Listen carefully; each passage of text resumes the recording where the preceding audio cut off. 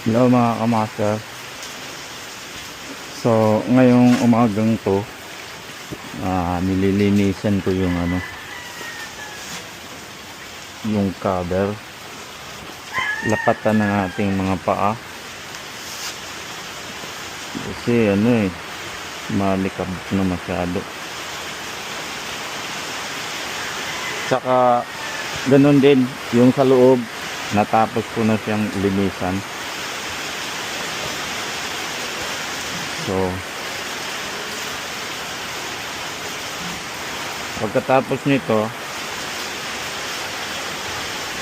siyempre dahil araw-araw meron tayong biyahe minsan kung nandito tayo sa Pilipinas, so hindi mo pakaila na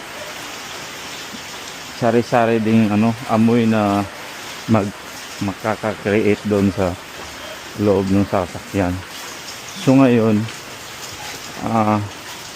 meron akong nabiling air conditioning deodorizer. So para mawala yung mga amoy sa loob ng sasakyan natin, so ang gagawin ko ngayon is lalagay ko to sa ilalim ng sasakyan, which is dito. Yan which is dito, kasi maraming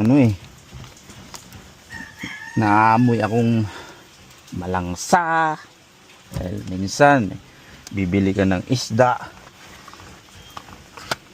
So ilalagay ko to ngayon para muling babango yung sasakyan natin.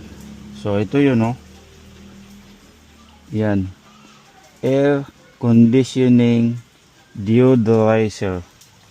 So kung alam nyo yung DIY store, so doon ko to nabili. So itatry natin kung mabango ba talaga. So ang gagawin dito, ipupush down lang natin to hanggang mag-lock, hanggang may maglalagitik, saka lalabas yung amoy niya.